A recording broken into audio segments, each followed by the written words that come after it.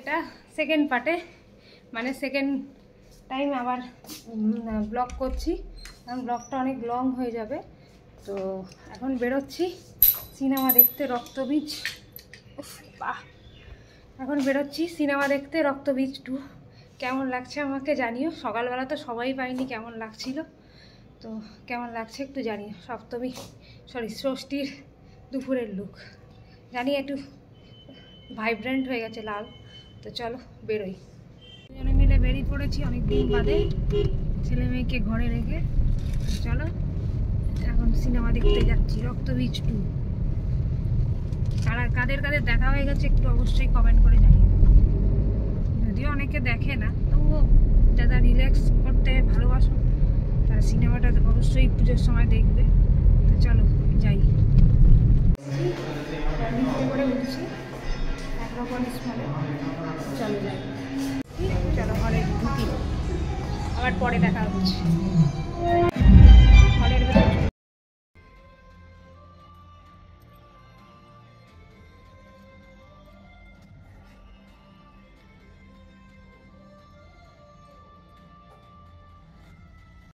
মুভিটা দেখা হয়ে গেল, দারুণ হয়েছে সিনেমাটা, অ্যাকশন, পুরো অ্যাকশন মুভি। আর মানে রক্তবীজ 1টা টিভিতে দেখেছিলাম, এখন ভাবছি কেন হলে দেখলাম না। তো যাই হোক, রক্তবীজ মানে 1টা, আর 2টা ফাটিয়ে সিনেমাটা হয়েছে দারুণ। এই আমরা গাড়ি করে যাচ্ছি এখন,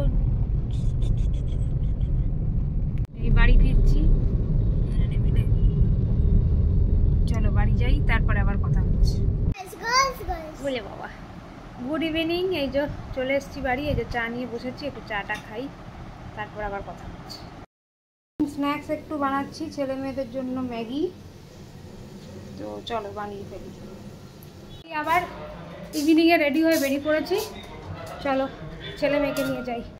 ক্যাম্পাসে লাইট, এই যে মাম্মা মার তোজো যাচ্ছে।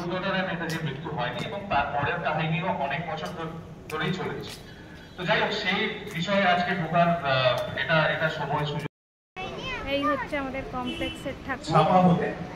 প্রায় 10,000 পাতা লিখেছে। তার তুলনায় সুভাষচন্দ্রের যা লেখা,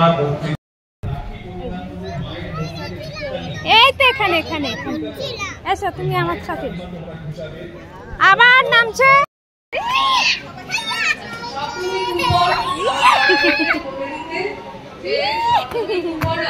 শেষ, যাদের সংগ্রহ করার তারা অবশ্যই সংগ্রহ করে নেবে।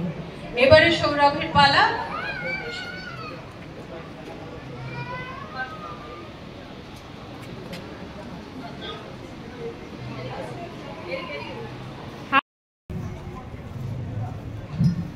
আর একটা ছোট বিনোদ, ও বিনোদ, ও ছোট দুনিয়া।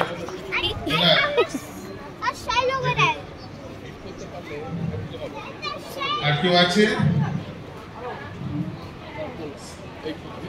গোবিন্দ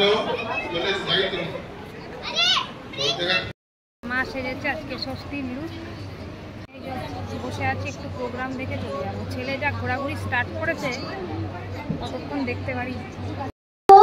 সুনির্মল বসু রাত পোহালো, ফর্সা হলো, ফুটলো কত ফুল, কাঁপিয়ে পাখা নীল পতাকা, জুটলো অলিকুল, পূরব ভাগে নবীন রাগে উঠলো দিবাকর। ফিরে চলে এসেছি, ছেলে একটু কাঁদছিল, ঘুম পেয়েছিল, প্রোগ্রাম আর দেখা হলো না। চলো ডিনারটা সেরে নিই, দিয়ে আবার কালকে একটা ফ্রেশ ব্লগ নিয়ে তোমাদের সাথে দেখা হচ্ছে। চল টাটা, বাই বাই।